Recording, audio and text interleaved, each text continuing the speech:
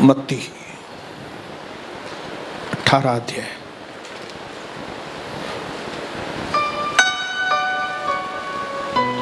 अपने पड़ोसी को बोलो बिल्कुल सावधानी से बैठना, न दाएं न बाएं, प्रभु की ओर निहारना।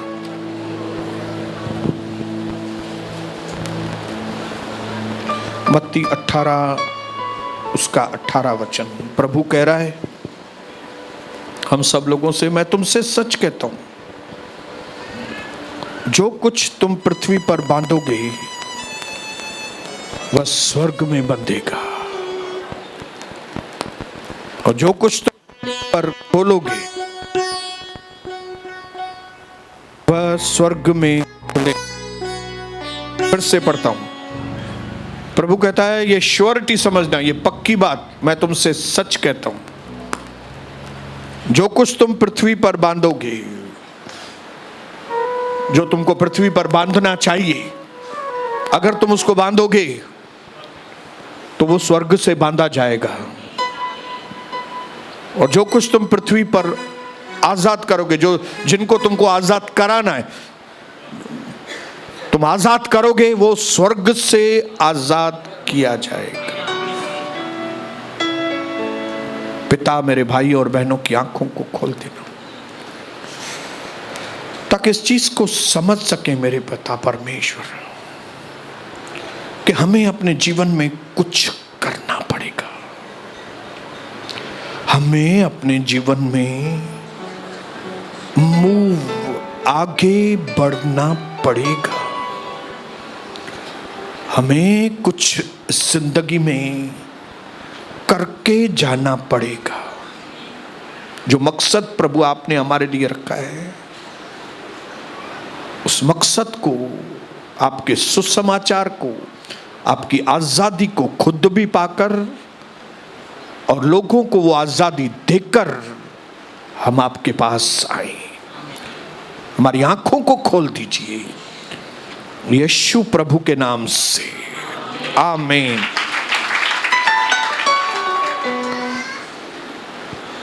ये मत समझना, आप इस बात के इंतजार में नहीं रहना कि कुछ प्रभु आपके लिए करेगा। फिर से बोलता हूं, इस बात के इंतजार में बैठे मत रहना कि प्रभु कुछ करेगा फिर आप कुछ करेंगे। प्रभु आपका इंतजार कर रहा है, जब आप कुछ करेंगे तो प्रभु कुछ करेगा। सच्चाई ये है कि जब आप काम की शुरुआत करेंगे तो परमेश्वर उस काम को अंजाम देगा। हालेलुया। इसके लिए कई लोग परमेश्वर के लिए इंतजार कर रहे हैं कि प्रभु कुछ करे मेरे लिए तो मैं करूं प्रभु के लिए, जबकि प्रभु आपका इंतजार कर रहा है कि आप कुछ कदम आगे बढ़ाओ तो वो उस आपके काम को सही एंडिंग।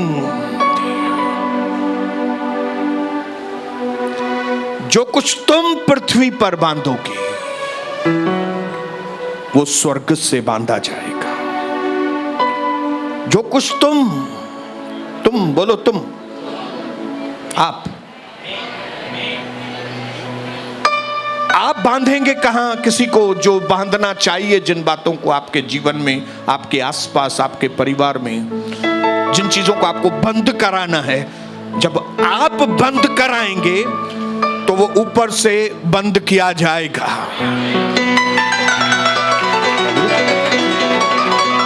आपको अगर घर में किसी को छुड़ाना है, जब आप उसको छुड़ाएंगे,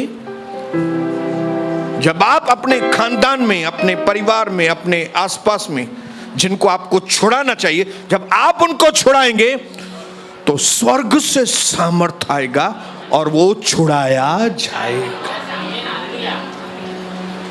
इसके लिए जिंदगी में कभी ये गलती मत करना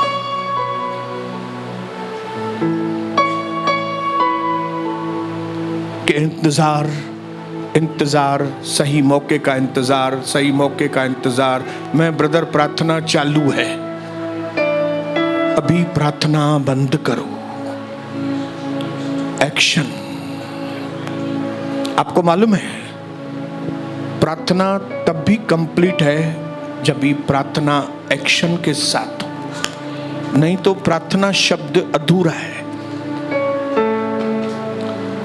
जो प्रार्थना के बाद एक्शन आप करते हो वो मिला के प्रार्थना है। अगर आपने खाली प्रार्थना की, एक्शन नहीं किया, तो वो आपकी प्रार्थना नहीं है, वो एक अधूरी चीज है। आपने आटा गूंद के रखा, इसका मतलब नहीं कि रोटी पक गई। आप ये नहीं बोल सकते कि मैंने रोटी बनाई, नहीं, आपने आटा गूंदा है। रोटी बनाना मतलब आटा गूंदना, उसका वो बनाना, उसको बेलना, तवे पे रखना, ये कंप्लीट चीज को बोलते हैं रोटी बनाना। लेकिन अगर आपने खाली आटा गूंदा है तो आपने रोटी नहीं बनाया। आप अपने लिए लड़की देख के आए हैं, इसका मतलब ये नहीं कि आपने शादी कर दी। मुझे मालूम है ये सारी चीज का अक्ल है आप लोगों को। अक्ल कहां पे नहीं है? आत्मिक चीजों में अक्ल नहीं है। और न सिर्फ आत्मिक चीजों में अक्ल नहीं है, मांगना भी नहीं है प्रभु से कि मुझे आत्मिक चीजों में अक्ल दीजिए। हालेलुया। याद रखना, हमारे देश के, हमारे परिवार की मंजिल इस दुनिया के राजाओं के हाथ में नहीं है। इस दुनिया के अधिकारियों के हाथ में हमारे देश की या हमारे परिवार की मंजिल उनके हाथ में नहीं है। हमारे देश की मंजिल, हमारे देश का भाग्य, हमारे परिवार का भाग्य प्रार्थना के योद्धाओं के हाथ में है। अगर आप आपके परिवार में प्रार्थना के योद्धा हैं तो आप अपने परिवार के दिनों को बदलेंगे। अगर आपको मालूम है कि ये प्रार्थना की युद्ध कैसे करेंगे तो आपका परिवार ऊंचे पे आएगा। आप कोई भी बैकग्राउंड से क्यों नहीं हो, आपकी उम्र छोटी है या बड़ी है, उससे कोई मतलब नहीं है। मुझे एक चीज खाली आपको बतानी है कि आपके परिवार का भाग्य यहां के एमएलए के हाथ में नहीं है। आपके परिवार का फ्यूचर यहां के चीफ मिनिस्टर के ऊपर निर्भर नहीं है। आपके परिवार के आने वाली आशीषें हमारे प्राइम मिनिस्टर के ऊपर निर्भर नहीं है, लेकिन आपके घर की आशीषें, आपके घर का भविष्य प्रार्थना के योद्धाओं के हाथ में है। और वो भी जो आपके घर में है प्रार्थना का योद्धा। और मैं यीशु के नाम से कहता हूं कि हर परिवार में पवित्र आत्मा प्रार्थनाओं के योद्धाओं को तैयार करे। यीशु प्रभु के नाम से प्रार्थना के योद्धा तैयार हो, प्रार्थना के योद्धा तैयार हो, प्रार्थना के योद्धा तैयार हो। प्रेयर वॉरियर्स, बोलिए प्रेयर वॉरियर्स, प्रार्थना के लड़ाकू, बोलिए प्रार्थना के लड़ाकू, प्रार्थना के सैनिक, लड़ाकू। वो प्रार्थना करने वाले लोग जिनको समझ है कि ये प्रार्थना एक मामूली प्रार्थना नहीं है, प्रार्थना एक युद्ध है, लड़ाई है, बैटल है, जंग है। हालेलुया।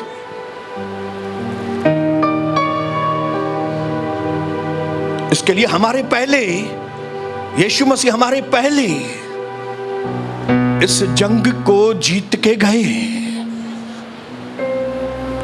ताकि हम जो उसके पीछे हैं, जिस तरह उसने संसार के ऊपर जय पाई, शैतान के ऊपर जय पाई, पाप के ऊपर जय पाई, हम भी वैसे जिस तरह से वो उसके नक्शे कदम पर चलकर जहां जहां उसने पैर रखा वहां वहां हम लोग पैर रखेंगे, ताकि जैसे मेरे प्रभु विजयी हुए हम भी विजयी बने। हालेलुया। इसके लिए उसके कदमों को जांचने के लिए, उसके कदमों के पीछे चलने के लिए यह जरूरी है कि हम उसके कदमों में बैठें। फिर से बोलता हूं, अगर आप चाहते हो उसके कदमों के अनुसार चलें, तो आपको उसके कदमों के ऊपर ध्यान देना पड़ेगा।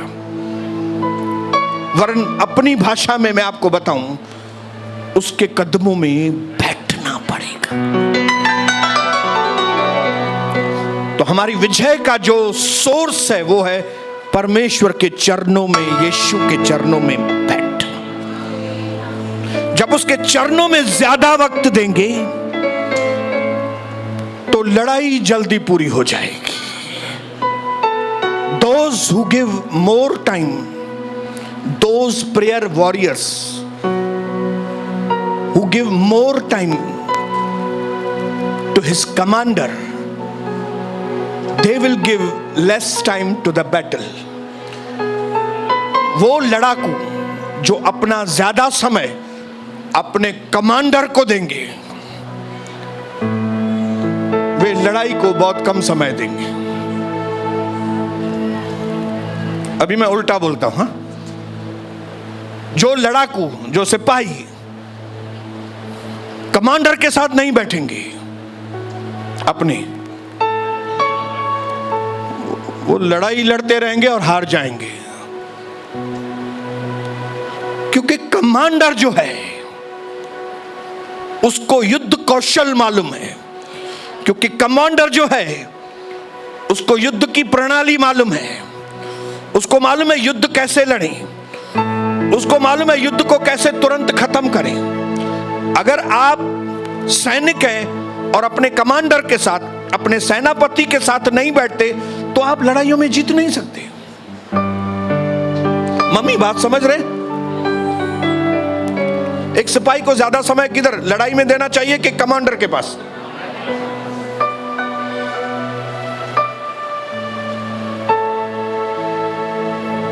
लोगों को फाइनेंशियल स्पेशल लोग क्यों चाहिए जो उनको सलाह दे? फाइनेंशियल एडवाइस के लिए लोग हजारों लाखों रुपए खर्च करते हैं। मैं कौन से धंधे में, कौन सी कंपनी में पैसे लगाऊं कि मेरा पैसा आसानी से डबल हो जाए, आसानी से 10 गुना हो जाए। तो लोग ऐसे लोगों को ढूंढते हैं जिनको इन बातों का अनुभव। हालेलुया। और बाइबल बताती है कि वो था, वो है और वो आने वाला है। और उसने कहा, मैंने शैतान को आसमान से नीचे गिरते हुए भी देखा है। क्या ऐसे व्यक्ति के अनुभव की आपको जरूरत नहीं है क्या? इसके लिए पूरी दिन लड़ाई करते हो लेकिन हार जाते हो। क्यों? क्योंकि कमांडर के साथ बैठने के लिए आपको वक्त नहीं है। आपको अपनी बेटियों के साथ बैठने का वक्त है। बेटियां चरियों चिबरियों दियर चरिन चिबरिन सा वेणलाए तमाखे दिल्लाई, कोई काम की नहीं बेटियां बेटे, उनके साथ आपको बैठने के लिए वक्त है। लेकिन परमेश्वर के साथ बैठने के लिए आपको कमांडर के साथ नहीं बैठते। इसके लिए खाली लड़ाई लड़ रहे हैं, मार खा रहे हैं, लड़ाई लड़ रहे हैं, मार खा रहे हैं, और एक दिन हार जाएंगे।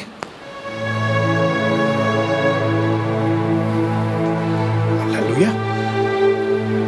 क्योंकि हमारे दुश्मन घर के बाहर नहीं,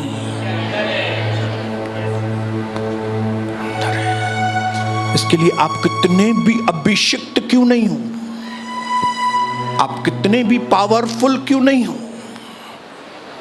लेकिन अगर आपको चार दीवारी के अंदर रहने की महारत नहीं है, आप अपनी पत्नी को, पति को, बहनों को, भाइयों को अगर हैंडल नहीं कर सकते तो आप निकम्मे हैं। अगर आप घर में ही गुलाम होके बैठ गए, आप घर में ही मोह में अटके हुए पड़े, तो आप 18 सेक्शन में ही जन्म हुआ, 18 सेक्शन में ही मर जाएंगे। आपके जीवन का कोई भला होने वाला नहीं।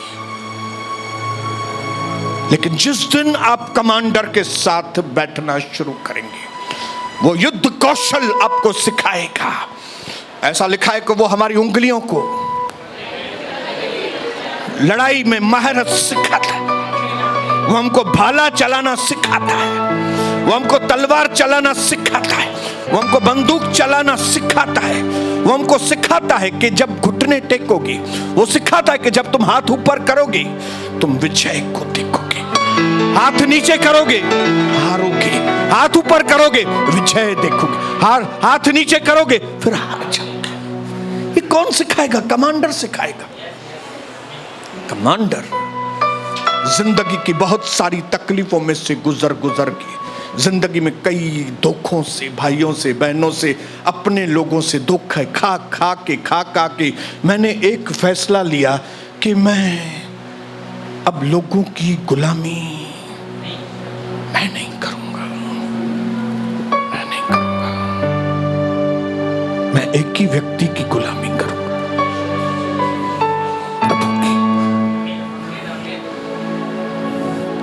न्यायियों की किताब। बोलो न्यायी।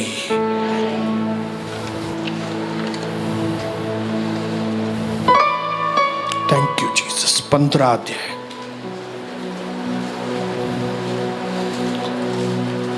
उसका 11 वचन से मैं पढ़ रहा हूं, ध्यान से। यहां पे शिमशोन की बात हो रही है। शिमशोन, बोलो शिमशोन, बोलो शिमशोन। हर व्यक्ति की कहीं ना कहीं कोई ना कोई कमजोरी होती है, होती है।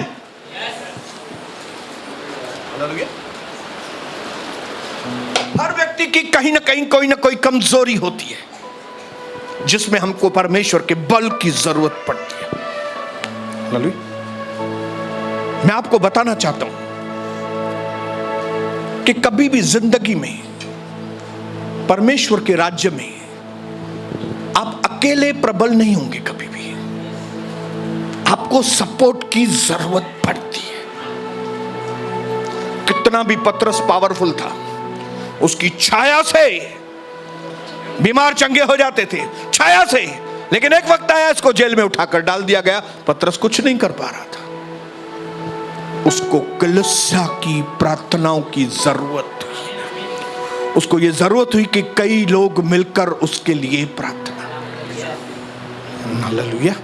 परमेश्वर के राज्य में जो भी व्यक्ति ये समझता है कि मैं अकेला काफी हूं, मुझे किसी की जरूरत नहीं है, वो व्यक्ति आज नहीं तो कल खत्म हो जाएगा। क्योंकि कितना भी पावरफुल व्यक्ति हो, जो प्रभु ने सिस्टम बनाया है, हमको सार्वजनिक प्रार्थनाओं की जरूरत है, हमको पारिवारिक प्रार्थनाओं की जरूरत है, हमको व्यक्तिगत प्रार्थना की जरूरत है। व्यक्तिगत प्रार्थनाएं काफी नहीं है, पारिवारिक प्रार्थनाएं काफी नहीं है। हमें कलीसियाओं की प्रार्थनाओं की जरूरत है। और शिमशोन की सबसे बड़ी कमजोरी क्या थी? कोई बताएगा कविता को छोड़ के? शिमशोन की सबसे बड़ी कमजोरी क्या थी?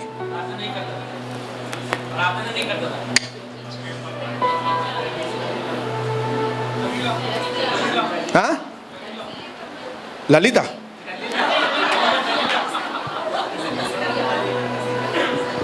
लोग समझते होंगे औरतें, व्यभिचार। हाँ, वो भी एक कमजोरी थी, लेकिन एक बहुत ही उसकी खतरनाक कमजोरी थी, जो कमजोरी उसको दिखती नहीं थी, और वो कमजोरी थी उसकी ताकत। शिमशोन की ताकत उसकी कमजोरी थी, क्योंकि उसको अपने ऊपर इतना कॉन्फिडेंस था, उसको ऐसा लगता था अरे 1000 लोग भी मेरे साथ, मुझे किसी की जरूरत नहीं है, मैं एक गधे के जबड़े से 1000 लोगों को मैं अकेला। कई बार हमारी ताकत हमारी कमजोरी होती है, कई बार हमारा पैसा हमारी कमजोरी हो जाता है। हमको लगता है पैसा है ना, रिवलेशन प्रकाशित वाक्य 3:17 में लिखा है, तू समझता है मैं अमीर हूं, मुझे इतने अभिषेक की जरूरत नहीं है, मुझे इतने प्रार्थनाओं की जरूरत नहीं है, क्यों, मेरे पास नोट है। तू खत्म हो जाएगा। ये पैसा उल्टा हमारी ताकत होनी चाहिए, सही ताकत ही, पैसा कमजोरी हो जाता है। हमारा परिवार हमारी ताकत होनी चाहिए, लेकिन कई बार हमारा परिवार हमारी कमजोरी। शिमशोन की ताकत उसकी सच में ताकत होनी चाहिए, लेकिन उसकी ताकत उसकी कमजोरी, क्योंकि उसको यह लगता ही नहीं था मुझे दूसरे किसकी जरूरत है। और एक दिन आया, वो इसी चपेटे में अटक गया। लेकिन वो अटका पहले, लेकिन उसके पहले, क्योंकि सारे पलिश्ती उससे डरते थे। पलिश्तियों को समझ में आ गया ये आदमी को हाथ में करना नामुमकिन है, ये आदमी हाथ में नहीं आ सकता है शिमशोन। हालेलुया। इसको 10 लोग भेजेंगे, 20 लोग भेजेंगे, 25 भेजेंगे, 40 भेजते हैं, उनको फटाफट खत्म कर देता है। 50 लोगों को खत्म करता है, 100 लोगों को खत्म कर देता है। तब उन्होंने एक तरकीब निकाली। उन्होंने कहा जाने दो, सैमसन को साइड में करो, शिमशोन को अभी उसके शहर के, उसकी जाति के लोगों को सताओ। और उन्होंने उसकी जाति के लोगों को सताया और उनकी जाति के लोगों के ऊपर जोर किया, शिमशोन को हमारे हवाले कर दो। और इस बात से डरकर 15 अध्याय उसके 11 वचन से मैं आपके लिए पढ़ता हूं। तब 3000 यहूदी पुरुष एताम नामक चट्टान की गुफा में जाकर शिमशोन से कहने लगे, क्या तू नहीं जानता कि पलिश्ती हम पर शासन करते, फिर तूने हमसे ऐसा क्यों किया है? उसने उससे उत्तर दिया, जैसा उन्होंने मुझसे किया है वैसे ही मैंने भी उनसे किया है।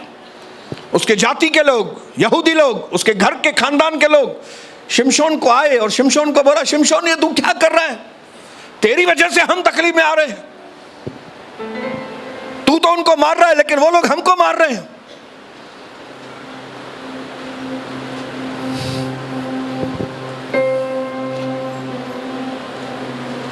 जैसे उन्होंने मुझसे किया, शिमशोन ने उनसे कहा, वैसे ही मैंने भी उनसे किया है। तब उन्होंने शिमशोन से कहा, हम तुझे बांधकर पलिश्तियों के हाथ में कर देने के लिए आए। क्यों आए थे शिमशोन के पास?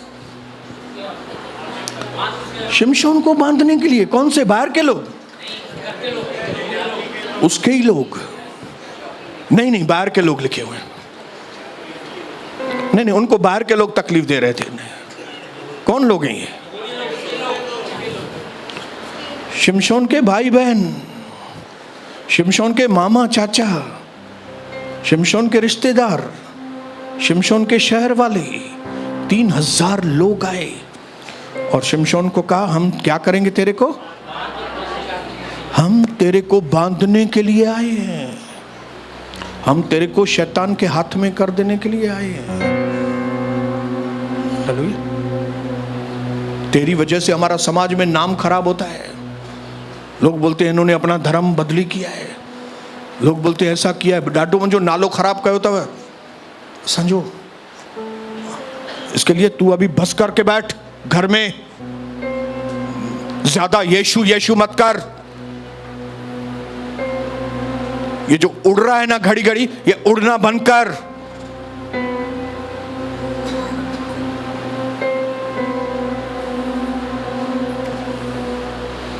शिमशोन ने उनसे कहा, मुझसे यह शपथ खाओ कि तुम मुझ पर प्रहार न करोगे। आप मुझे बांधने के लिए आए हैं ना, मुझे बांधो।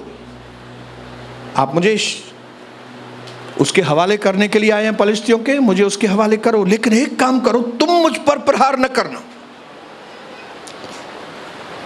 क्योंकि तुम मेरे दुश्मन नहीं हो। तुम मुझ पर प्रहार नहीं करना। मुझे जिनसे निपटना है मैं उनसे निपटूंगा, लेकिन मैं तुमको इंस्ट्रक्शन, तुमको बांधना है बांधो, तुमको उधर छोड़ के आना है छोड़ के आओ। मुझसे यह शपथ खाओ कि तुम मुझ पर प्रहार न करोगे। उन्होंने कहा, ऐसा न होगा, हम तुझे कसकर उसके हाथ में कर देंगे, परंतु तेरा वध नहीं करेंगे। तब वे उसको 2 नई रस्सियों से बांधकर उस चट्टान से ले गए। वह लही तक आ गया था कि पलिश्ती उसको देखकर ललकारने लगे। अभी वो लोग उसको लेकर आए। उसको लेकर आने के बाद शिमशोन ने कहा, अभी तुम्हारा काम पूरा हो, तुम मुझे बांध कर लेके आए ना, अभी तुम जाओ। उसके बाद शिमशोन में इतनी ताकत थी कि वो एक भी दुश्मन को नहीं छोड़ता था। लेकिन ये पैसेज पढ़ाने का मेरा जो मकसद था वो ये था कि उसको बांधने के लिए कौन लोग आए? उसके घर के लोग, उसके घर के लोग, क्लोज, नजदीकी लोग, आपका देवर, आपकी देवरानी, आपकी भाभी, आपकी नन्नन, आपके भाई, आपकी बहनें। आप क्यों नहीं आत्मा में आगे बढ़ रहे हैं? पलिश्तियों की वजह से? किसकी वजह से? आपको किसने बांध के रखा है? आपको पगला किसने बनाया? शैतान ने पगला बनाया? नहीं, आपके घर के लोगों ने आपको पगला बनाया। आपको लगता होगा शैतान ने आपको गुलाम बनाया। शैतान ने नहीं, आपके परिवार के लोगों ने आपको गुलाम बनाया।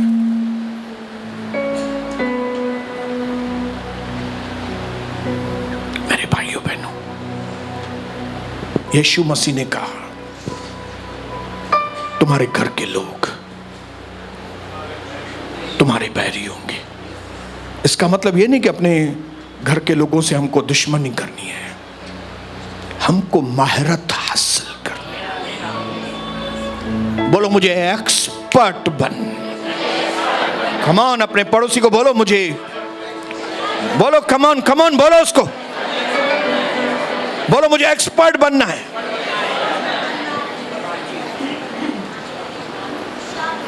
आज हमारी पॉलिटिकल पार्टीज को जो तोड़ रहे हैं, वो क्या दूसरी पॉलिटिकल पार्टीज के लोग तोड़ रहे हैं? हम महाराष्ट्र में रहते हैं, हम जानते हैं महाराष्ट्र में क्या हो रहा है। एक पॉलिटिकल पार्टी को तोड़ना है तो उस पॉलिटिकल पार्टी के अंदर से, उसके अंदर से ही लोग निकलेंगे और उसको तोड़ेंगे। हालेलुया। उनके भाई लोग ही, उनकी ही पार्टी के लोग।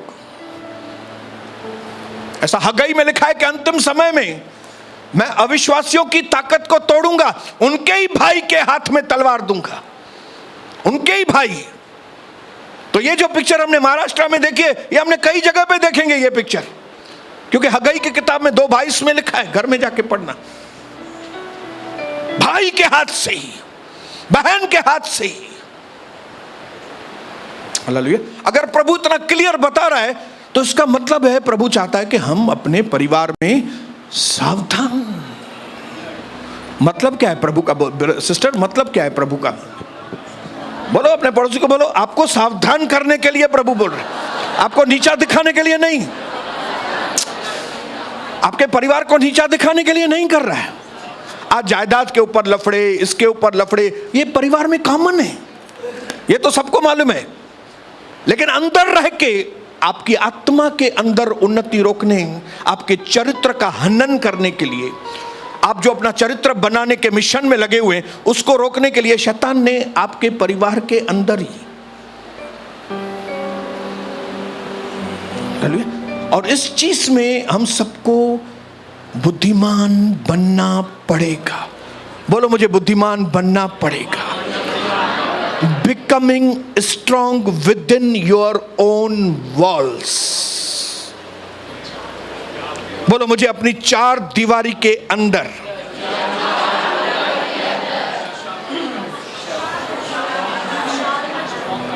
शिमशोन को उसके लोग ही बांध के लेकर गए, लेकिन मैं ऐलान करता हूं, आप लोग बच निकलेंगे,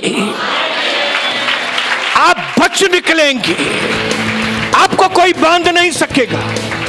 ये खाली आपको मैं खुश होने के लिए नहीं बोल रहा हूं, आपको जागृत करने के लिए मैं भविष्यवाणी कर रहा हूं। आप जागृत हो जाएंगे तो आप इस परिवार के जाल में खत्म नहीं हो जाएंगे, लेकिन इस परिवार के जाल में आप इतने मास्टर बन जाएंगे, ऐसे मास्टर बन जाएंगे कि आप अपने परिवार को प्रभु में जीतने वाले बनेंगे। बोलो, प्रभु में जीतने वाले। बोलो, प्रभु में जीतने वाले। प्रभु ने यहूदा से कहा, यहूदा तू क्या मेरे को किस करने के लिए आया है? यीशुए, तू किस करने के लिए, मुझे चुम्मा देने के लिए आया है कि मुझे फंसाने के लिए आया है?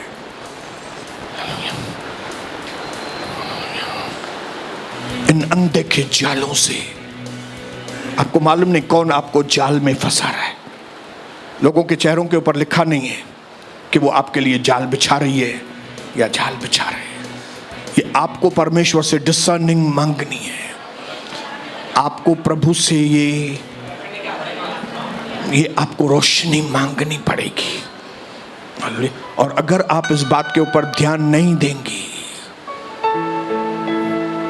आप ओवर कॉन्फिडेंस में काम करेंगे, शिमशोन के जैसा ओवर कॉन्फिडेंस। ओवर कॉन्फिडेंस की हालत क्या हो गई? अंधा हो गया।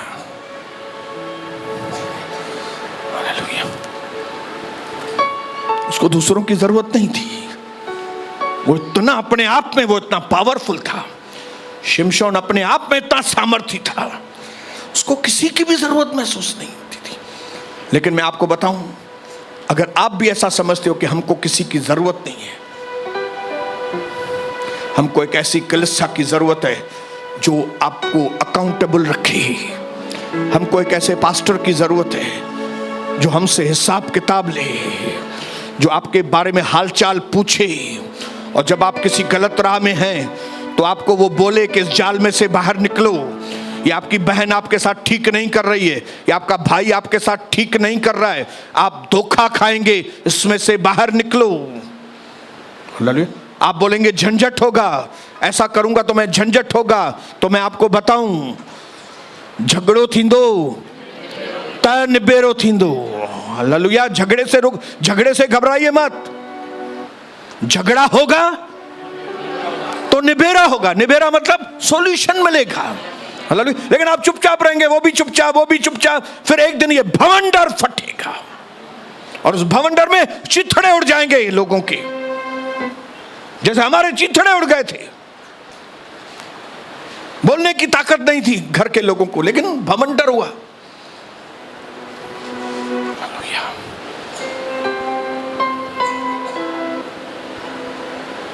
आपको मुंह खोलना पड़ेगा। अगर मैं मुंह नहीं खोलता था अपने बेटे के आगे, तो मेरा बेटा शैतान के हाथों में पड़ गया होता।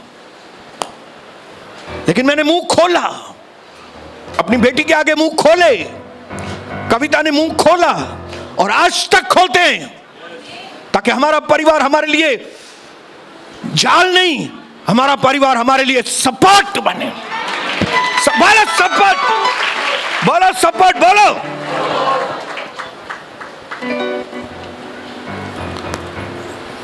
एक वचन पढ़ेंगे, पहला कोरिन्थियन 16 अध्याय, बस बंद करूंगा, डोंट वरी, आखिरी वचन, और उसके बाद मैं प्रार्थना करूंगा।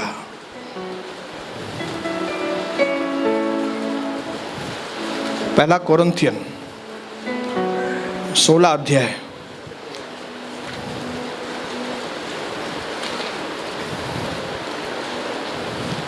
धीरे से पढ़ूंगा ताकि आपको समझ में आए। 8 और 9 मैं आपके लिए पढ़ रहा हूं। देखिए यहां पे पौलुस क्या कह रहा है।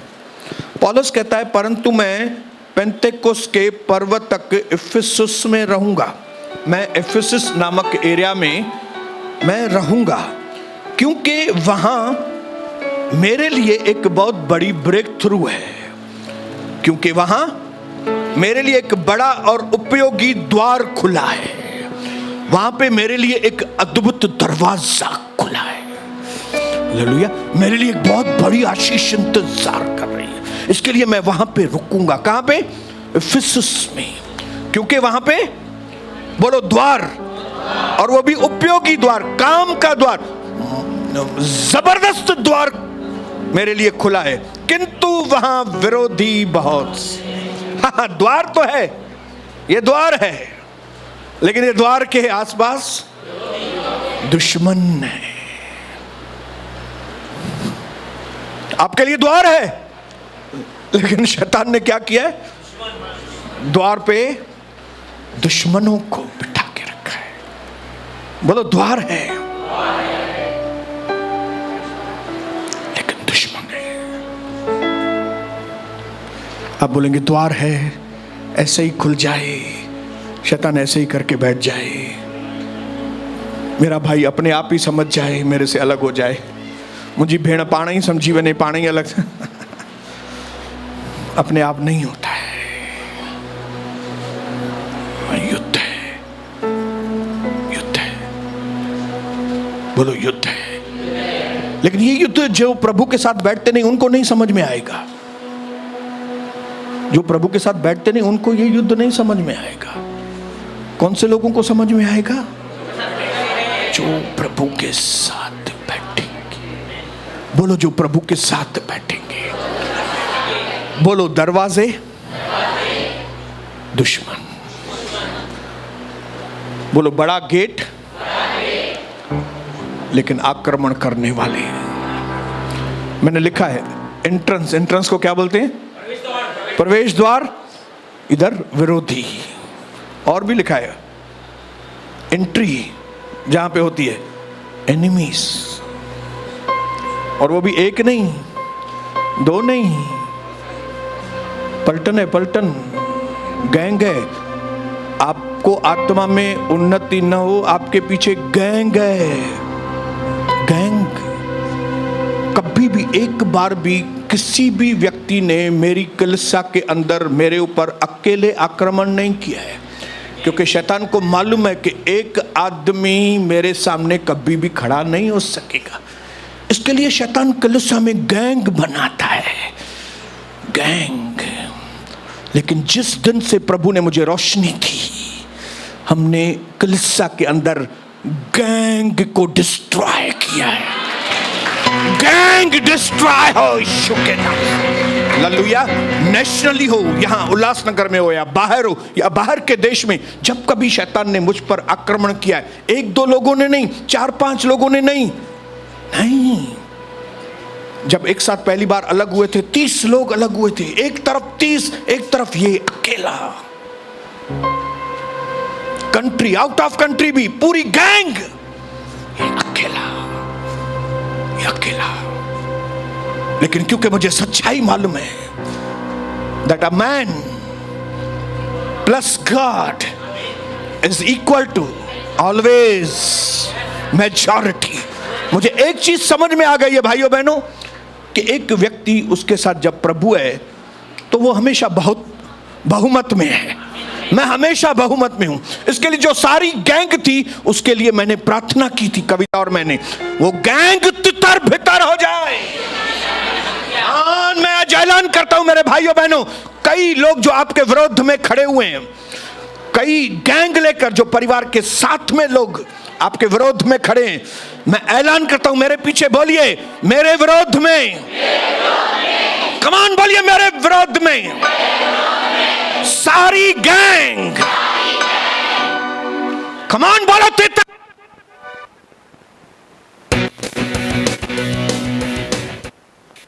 भीतर हो जाए, एक की पैसे की ताकत टूटे, दूसरे के परिवार की ताकत टूट जाए, तीसरा पीछे हट जाए, चौथे को दूसरा प्रॉब्लम हो जाए, सब लोग कंफ्यूज हो जाएं, तितर भीतर हो जाए। और मैं सिर्फ नाम नहीं ले सकता, लेकिन मैं आपको बताऊं कि मेरे सारे दुश्मन अभी तितर भीतर हो चुके हैं। Hallelujah, hallelujah. लेकिन ये जंग लड़ी है हमने, ये जंग, ये गैंग है, गैंग वॉर है, ये गैंग वॉर है। बोलो गैंग वॉर, गैंग वॉर। आपके पीछे गैंग लगा है। यहां पे हमने पढ़ा, मेरे लिए एक बहुत बड़ा द्वार है, मैं बहुत आशीषित होने वाला हूं ये द्वार के पीछे, मेरे लिए एक बहुत अच्छी चीज होने वाली है। लेकिन उस दरवाजे के चारों ओर एनिमीज हैं, विरोधी हैं, एक नहीं दो नहीं, गैंग है। गैंग से कौन लड़ेगा? पास्टर लड़ेगा, आपको लड़ना है। बोलो बोलो अपने पड़ोसी को, बोलो सोनम जी आपको लड़ना है। इधर इधर बोलो ललिता को, ललिता को बोलो, ललिता आपको लड़ना है, बहन आपको लड़ना है। गैंग आपके पीछे है, गैंग आपके पीछे है, गैंग आपको ऐसे ही तरक्की नहीं होने देंगे भावना सिस्टर। गैंग है, एक टांग खींचेगी तो दूसरी गर्दन खींचेगी, इधर से नहीं तो उधर से खींचो इसको। ये आपका काम है कि इस गैंग वार को कैसे अंजाम दें, और उसके लिए आप परमेश्वर को नहीं बोल सकते। जिस दिन आप कदम आगे बढ़ाएंगे तो परमेश्वर आपके साथ। Hallelujah, hallelujah. बोलो परमेश्वर मेरे साथ है, बोलो मैं कदम आगे बढ़ाऊंगा, मैं कदम आगे बढ़ाऊंगी। बोलो मुझे विजय चाहिए, मेरे बच्चे छुड़ाए जाएंगे, मेरा बिजनेस आशीषित होगा, मैं दरवाजे में प्रवेश करूंगा, मैं विजय को पाऊंगा, मैं परमेश्वर के मकसद को पूरा करूंगा, मैं जाति जाति के लिए एक आशीष का कारण बनूंगा। बोलो मुझे कोई रोक नहीं सकता, कमान बोलो मुझे रोक नहीं सकता, कोई रोक नहीं सकता मुझे, कोई रोक नहीं सकता मुझे। मैं और मेरा प्रभु, मेरे बच्चों में विजय होगी, मेरी बहनों में विजय आएगी, मेरे भाइयों में विजय आएगी। मैं खानदान को जीतने वाला बनूंगा, मैं माहिर बनूंगा, मैं मास्टरी सीखूंगा, मैं अद्भुत काम करूंगा। प्रभु मेरे साथ है तो कौन मेरे विरोध में है? मुझे बुद्धि से भर दीजिए, मैं बुद्धि से कदम आगे बढ़ाऊंगा। मैं नीचे नहीं, मैं ऊपर आऊंगा, मैं गिरा हुआ नहीं, मैं उठकर खड़ा हो जाऊंगा। मैं अपने आशीषों को खोने वाला नहीं, पाने वाला बनूं, पाने वाला।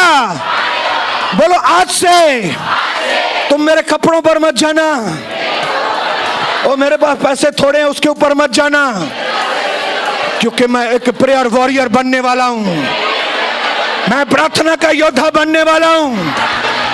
मैं सारी दीवारों को लांग के आगे जाऊंगा, मैं समुद्र को लांघूंगा, हर विजय को मैं पाऊंगा, मैं पहले जैसा नहीं रहूंगा। हालेलुया, हालेलुया, हालेलुया, हालेलुया, हालेलुया, हालेलुया। यीशु रक्त जय, यीशु रक्त जय, यीशु बोलिए यीशु रक्त जय, यीशु रक्त जय, यीशु रक्त जय। हालेलुया, हालेलुया, हालेलुया, हालेलुया, हालेलुया, हालेलुया, हालेलुया, हालेलुया, हालेलुया। यीशु प्रभु के नाम से आमीन, आमीन। कमान आगे के 15 सेकंड सिर्फ आवाज और तालियां।